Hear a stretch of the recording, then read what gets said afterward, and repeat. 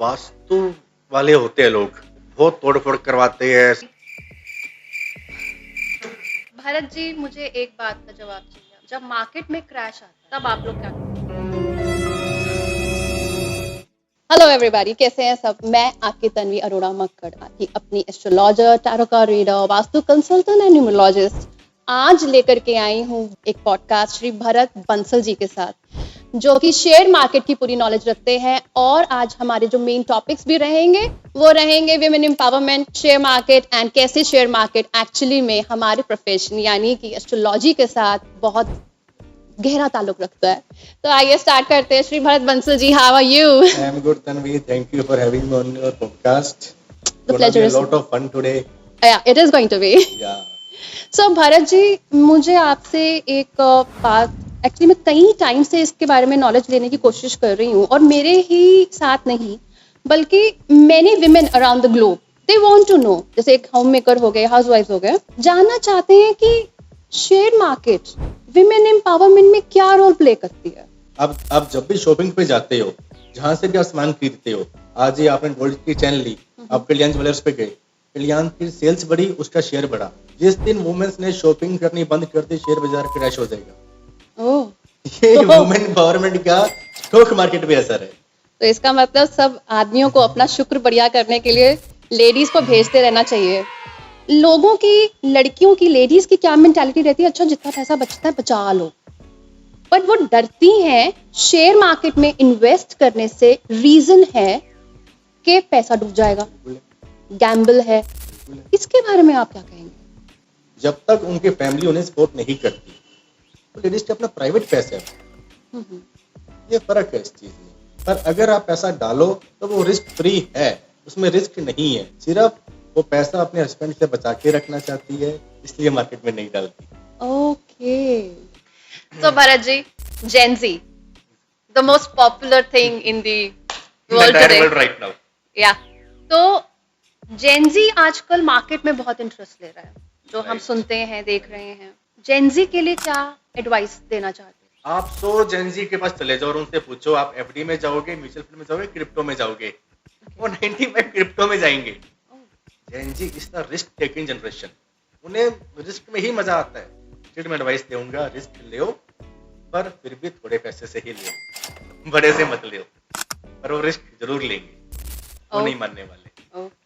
और जो एक एज पे औरतें पहुंच गई हैं, मान लीजिए किसी लेडी की एज है 55 या 60, तो आपको क्या लगता है उनके लिए आपकी क्या एडवाइस रहेगी? उनके लिए सबसे अच्छी चीज है SWP। अगर उनके पास 50 लाख की सेविंग है, म्यूचुअल फंड में डाल दो, उसमें से आप हर महीने 50,000 रुपया विड्रॉ कर सकते हो, जब तक आप जीवित हो, 30 साल, 40 साल और 50 साल तक। और जो 50 लाख डाला है आपने, उसकी वैल्यू भी 500 रुपया बन जाएगी। तो भरत जी, SIP का बहुत बोलबाला चल रहा है आजकल, बिल्कुल है। तो ये करनी चाहिए कि नहीं करनी चाहिए? अगर करनी चाहिए तो कैसे, किसके साथ करनी चाहिए? SIP बिना सोचे समझे करनी चाहिए। सबसे पहली बात तो दोबारा सोचने की भी जरूरत नहीं है। रियली SIP करो, आज ही करो। पर मेरा थोड़ा सा इसमें माइंडसेट अलग ये है कि इसको आप मंथली नहीं करो, इसे आप डेली करो। डेली करोगे तो क्या होगा कि जो रोज का बाजार ऊपर जा रहा है, रोज का बाजार नीचे आ रहा है, आपका हर रेट पे बाइंग हो रही है। आपकी जो SIP की जो NAV बनेगी ना, वो मंथली से बहुत अच्छी बनेगी, आपको रिटर्न मंथली से ज्यादा आएगा।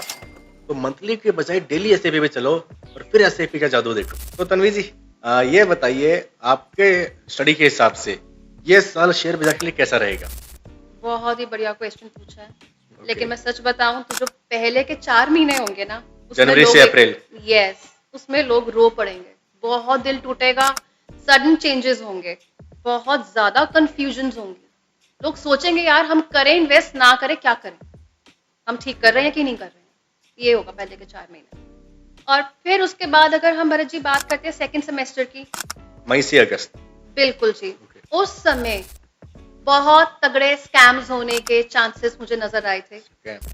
यस, बहुत तगड़ी पॉसिबिलिटीज है कि स्कैम हो सकता है। रिस्क टेकिंग प्लीज मत करिएगा, अवेयर रह करके इन्वेस्टमेंट्स करिएगा। और भारत, उसके बाद जो एक थर्ड सेमेस्टर आएगा साल का, सितंबर टू दिसंबर, राइट? सितंबर टू दिसंबर, Now this is a news for everybody Okay. because बहुत नई पॉलिसीज बनेगी. Okay. Yes, आप लोगों को चाहिए कि अपना जो पोर्टफोलियो है वो रिस्ट्रक्चर करें. फॉरेन इन्वेस्टर्स के लॉट करके आने ये की चाहिए बहुत इंडिया को, इन्हें ले आइए वापस. संभावनाएं दिखी हैं और लॉन्ग टर्म इन्वेस्टमेंट्स के लिए बहुत बढ़िया टाइम है. अगर FIIs आ गए ना हाँ जी. तो सारी इन्वेस्टमेंट्स ऐसा पैसा देगी Okay. जो आप सोच नहीं सकते हो. चलो परमात्मा करे सबका काम बढ़िया बने. तो मुझे आपसे एक क्वेश्चन और करना है. इन्वेस्टमेंट एक बहुत Right. तगड़ा टर्म है. क्या ये एक तरह की गैम्बलिंग है? बिल्कुल नहीं है. वो कैसे? अब जहाँ ग्रोथ की बात आती है वहाँ पे गैम्बलिंग कैसे हुई? आप बिजनेस करते हो, क्या वो गैम्बलिंग है? इन्वेस्टमेंट भी तो बिजनेस ही है. आप किसी की कंपनी में स्टॉक ले रहे हो, मतलब हिस्सेदार बन रहे हो.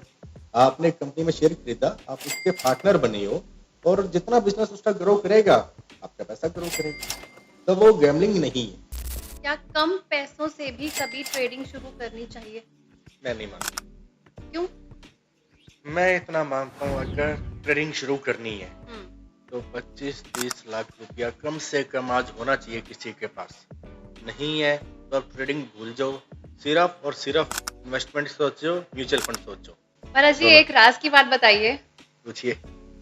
आपका क्या रूटीन है और आप कितने मिनिमम से इन्वेस्टमेंट या ट्रेडिंग स्टार्ट करते इन्वेस्टमेंट का पैसा मेरा अलग है, हैं? ट्रेडिंग का पैसा मेरा अलग है. ट्रेडिंग मैं करता हूँ अराउंड 1 CR से. Okay. 1 रुपया मैंने बाजार में डाला हुआ है सिर्फ ट्रेडिंग के पर्पज से.